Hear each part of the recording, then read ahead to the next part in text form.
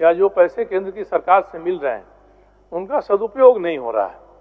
उनका दुरुपयोग खास करके पिछले 5 वर्षों में स्वास्थ्य विभाग में बहुत जबरदस्त हुआ है। माननीय मुख्यमंत्री जी को मैंने दस्तावेज के साथ पत्र लिखा था, जांच कराइए।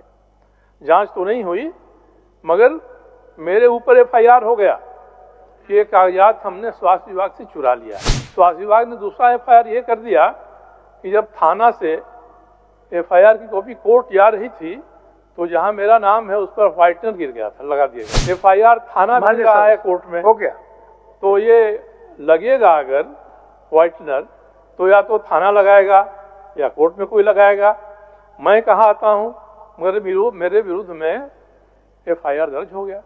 माननीय अध्यक्ष जी, सरकार ने सदन के सामने 5508 करोड़ रुपए का तृतीय अनुपूरक बजट रखा है।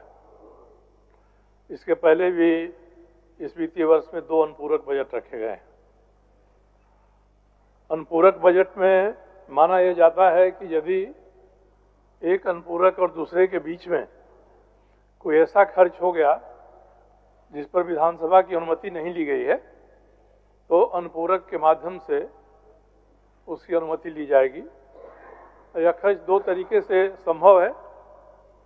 एक खर्च होगा कि सरकार के पास 1000 करोड़ रुपए की आकस्मिकता निधि होती है, किसी काम के लिए सरकार ने आकस्मिकता निधि में से खर्च कर दिया तो अनुपूरक के माध्यम से उस पर विधानसभा की सहमति ली जाएगी। दूसरा है कि सरकार ने अगर इस बीच में कोई नया काम किया, नई योजना लाई और उस पर विधानसभा की सहमति नहीं है बजट के बाद, तो उसका भी समावेश अनुपूरक में किया जाता है। महोदय, मगर अनुपूरक को आप देखेंगे तो आकस्मिकता निधि से केवल 12 करोड़ रुपए का विनियोग इसमें हुआ है। बाकी शेष जो 5508 करोड़ रुपया में राशि है वह ऐसी राशि है जिसको सरकार खर्च तो करेगी, विधानसभा से अनुमति पहले नहीं ली गई है। कोई नई योजना नहीं है। नई योजना रहती तो बात समझ में आती कि नई योजना के लिए सरकार विधानसभा के पास जा रही है। ये नए कार्यक्रम हैं जो पुरानी योजनाओं के अंग हैं, उनके लिए ली जा रही है। इसलिए ये थोड़ा सा खटकता है कि अनुपूरक में ऐसी राशि का समावेश नहीं किया जाना चाहिए। दूसरा महोदय कि कल विधानसभा में 2 दस्तावेज रखे गए। एक तो वर्ष 2023-24 का CAG का विनियोग लेखे रखा गया है और उसके पहले स्वास्थ्य विभाग का एक अंकेक्षण रिपोर्ट रखी गई है। इन दोनों को हम देखेंगे तो विनियोग लेखे को देखने से ये प्रतीत होता है कि जो 57 अनुदान की मांगे हैं उसमें शायद ही कोई एक अनुदान की मांग ऐसी है जिसमें अनुपूरक भी लिया गया और बाद में खर्च भी नहीं हो पाया पैसा। तीनों अनुपूरक जोड़ दीजिए और विभाग के लिए जितनी राशि की मांग अनुपूरक बजट के माध्यम से की जा रही है, जब साल का अंत होता है तो पाया जाता है कि जो बजट में आवंटन था वही पूरा का पूरा खर्च नहीं हो पाया है।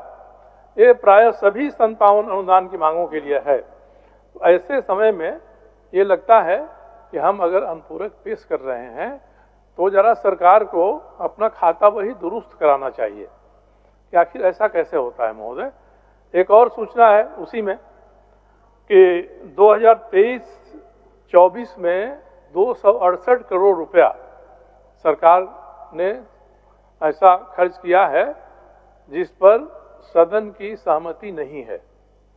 उस 268 करोड़ रुपए का जिक्र न प्रथम अनुपूरक में है, न द्वितीय अनुपूरक में है और न तृतीय अनुपूरक में है।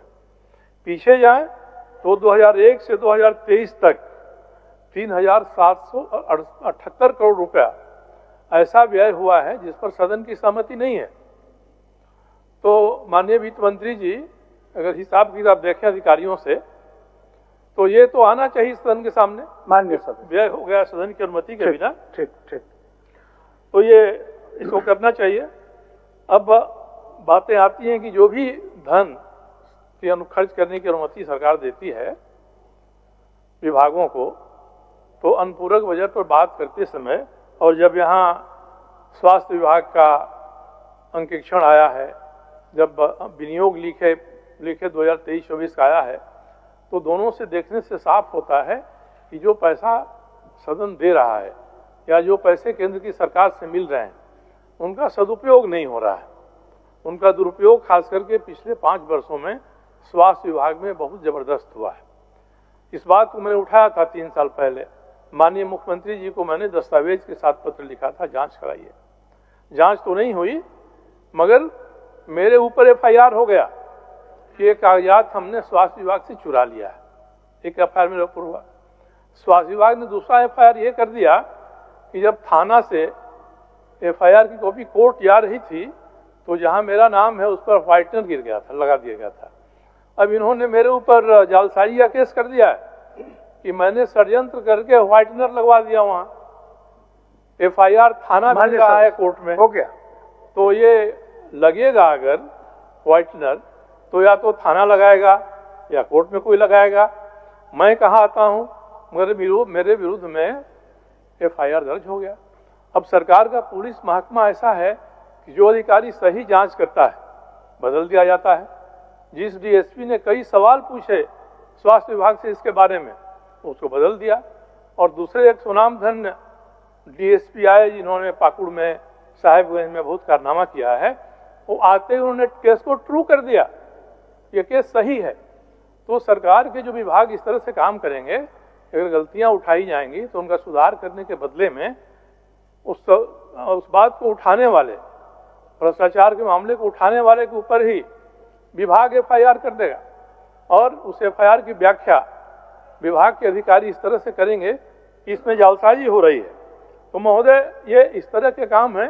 और दूसरा महोदय, केवल एक बात मैं कहना चाहूंगा कि जब बजट सत्र की शुरुआत हुई तो माननीय सभा अध्यक्ष ने सभी अधिकारियों की एक बैठक अपने कक्ष में बुलाई और बड़ी कड़ाई से कहा कि जो माननीय सदस्य प्रश्न पूछते हैं उनका उत्तर सही आना चाहिए। मुझे लगा था कि शायद इस बार इसमें सुधार होगा, मगर आज ही मेरा एक सवाल था, उसके 4 कंडिकाओं में से एक कंडिका का भी उत्तर सही नहीं था। पूछा आम, जवाब मिल रहा है इमली का। ये भी स्वास्थ्य विभाग से ही संबंधित मामला है। तो मैं ये महोदय कहना चाहता हूं कि अधिकारी तो जवाब बनाकर दे देते हैं, जवाब माननीय मंत्री के पास आता है सदन में रखने के लिए। माननीय मंत्री लगता है कि उसकी समीक्षा नहीं करते हैं, जो उत्तर आया है वो प्रासंगिक है कि नहीं है। माननीय साल हो गया, बहुत समय हो गया महोदय। 1 मिनट आ गया बात, 1 मिनट में आ गया आपका बात। 2019 में अस्पताल बनना शुरू हुआ, 5 साल बाद 90% कंप्लीट हो गया। मगर इस बीच में सरकार ने ये नहीं विचार किया कि इतना बड़ा मंगलकालीन अस्पताल बना रहे हैं, तो इसके लिए हमको पानी भी चाहिए। पानी नहीं है, मंगलकालीन दीजिए। और पानी के बिना ही इसका हो गया सर जी, भी आरंभ हो गया महोदय। तो जो पैसे हमारे खर्च हो रहे हैं, 1 सेकंड कालीन दीजिए, खर्च करने के 1 सेकंड कालीन दीजिए। सदन को ये सोचना चाहिए, सदन को विचार करना चाहिए कि हमारा धन जो है, हम जिस पर हम अनुमति दे रहे हैं, वह सही तरीका से खर्च हो।